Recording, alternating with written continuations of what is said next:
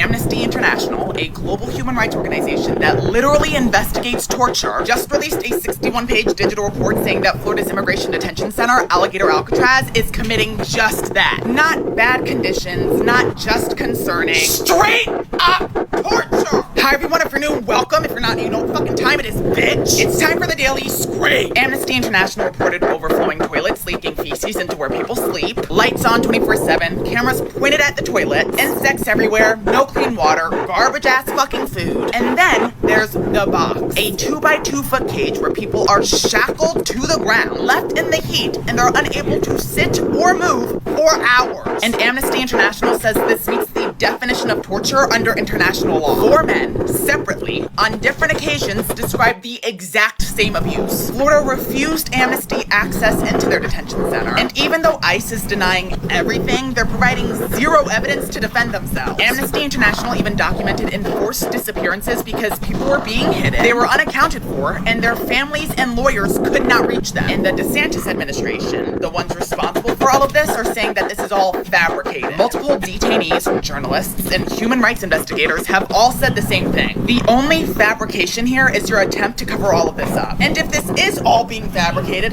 why not let Amnesty International into the facility to investigate? Is it because it's not actually a detention center but a state-run torture site? This is a taxpayer-funded torture site. And if this is what Florida is doing now, openly, proudly, with federal funding, then human rights in this country aren't at risk. They're already fucking dead. Also, since TikTok has been hellbent on either silencing or completely removing my videos, please make sure to follow me on Instagram because I post everything cross-platform to Instagram Reels. That way, if you miss anything here, at least you can access my content over there. Bitch. What the actual hell?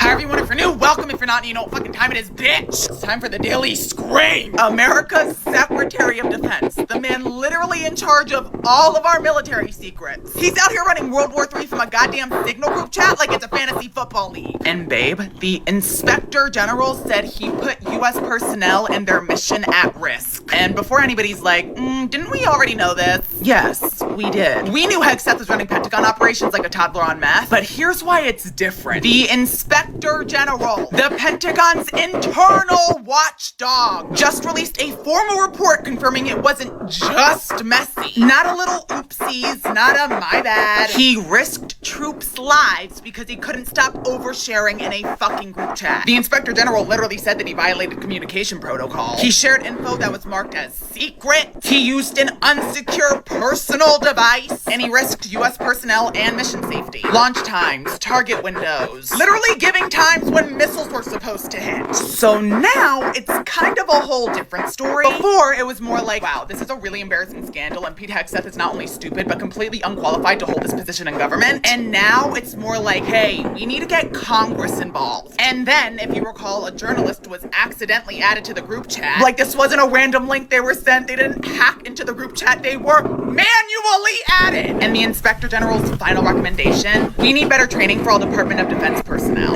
No, babe. What you need to do is take Pete Hegseth's fucking phone away. At this point, America is not being run by leaders. It's being ran by a whole bunch of fucking Neanderthals. Who the fuck was gonna tell me that Rihanna announced that she was finally gonna start releasing music again?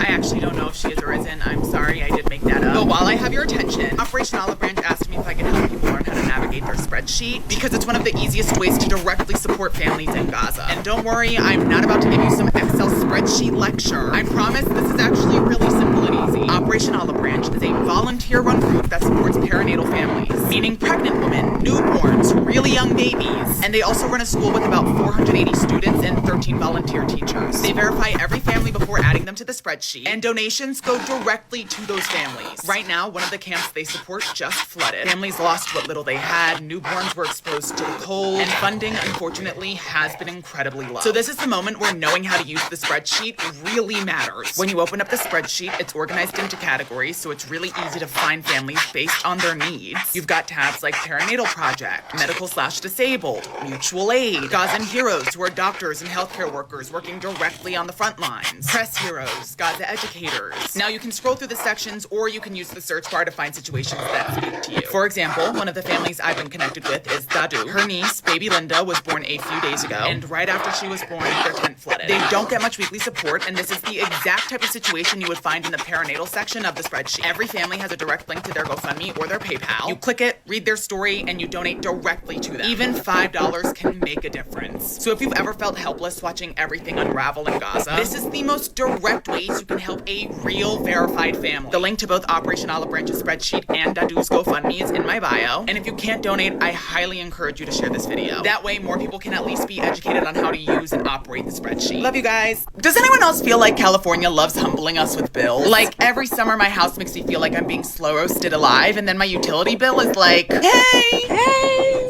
here's a bill that could fund a small nation. Then fire season rolls in and the sky transforms into the Upside Down from Stranger Things, and I'm left here like, cute, another year of inhaling brisket smoke. And then, just to add fuel to the fire, my home insurance renewal shows up, and even I'm like, okay, yeah, that number feels a bit homophobic. Like, I'm fine, I can pay it, but what the hell are we doing here? Why does it cost this much to not have my home spontaneously combust? But here's the messed up part. While Californians are out here choosing between keeping the lights on or protecting their homes, big oil CEOs are out here sitting pretty, making $41 to $44 million a year with 20% raises. Meanwhile, they're the ones fueling the extreme weather that's jacking up our insurance and energy bills. 91% of voters, yes, 91%, are worried about future rate hikes. That's Democrats, Republicans, Independents, Beyonce fans, Swifties, literally everybody. And it's not random. Insurance premiums are exploding because disasters are exploding. Wildfires, floods, heat waves, all getting worse because of climate change. But instead of big oil covering the damages they've caused, guess who's footing the bill? Yup, the girlies, gays, theys, me, you, everybody else. Why the fuck are we paying extra because Chevron can't stop turning our air into a hotboxed air quality disaster? Why is Exxon getting richer when Californians can barely get approved for basic coverage? So here's what we're gonna do. We're demanding our leaders to step up and fix this mess. Californians deserve affordable home insurance, and big oil should be paying their fair share, not the people living through the literal disasters they've created. So click the link in my bio and sign the petition to demand affordable home insurance and hold big oil accountable. Because even though I love California, I need home insurance that doesn't give me a mini heart attack every 6 months. California is already stressful enough. You wanna know what I think the entire world really needs to do right now? Pick a fucking struggle! Because at the rate shit is going, I don't know whether or not I'm supposed to be bracing for impact, building a bunker, lighting sage in hopes that it magically fixes global politics. However you want to renew, welcome. If you're not new, you know what fucking time it is, bitch. It's time for the daily scream. First off, Trump is out here negotiating a Ukraine-Russian peace deal with the race of a 57-year-old used car salesman who smells like tobacco, cigarettes, and leather. Then later, Caroline Levitt was like, no, the peace deal's fine. There are just a couple disagreements. A couple? Babe, Russia invaded Ukraine. When an invasion's involved, that's not a couple disagreements. That's a war. And apparently, the original deal was basically, Ukraine, give up your land, shrink your army, and don't be annoying. Russia, do whatever you want, babe. That's not peace. That sounds more like a hostage situation. And while that was happening, Africa was like, surprise, we also have 3 crises. In Sudan, the army chief rejected a ceasefire because he said it was biased. A ceasefire is literally the exact opposite of biased. Babe, it's a fucking ceasefire. The whole point is to stop shooting. In Cameroon, the opposition leader literally fled the country, like packed his shit and dipped. In Nigeria, people are demanding basic safety and real solutions to their insecurity crisis because their government has literally done nothing. Meanwhile, we have the world's most powerful leaders walking us directly into World War III. And then, because of course there's more, Elon Musk released a feature on X that allowed people to see what country accounts were based in. Come to find out, the US Department of Homeland Security's account is based in Tel Aviv, Israel. Bitch, you are literally called Homeland Security,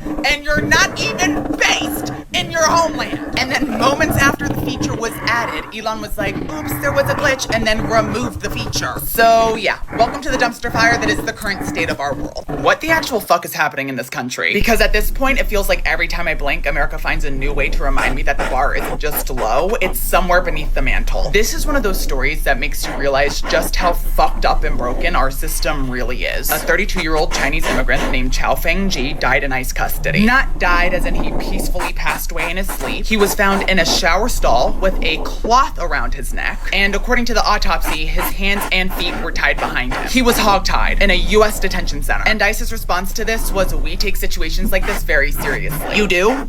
Okay, then explain to me how someone makes 3 nooses, ties their own wrists and ankles behind their back, and then hangs himself, and somehow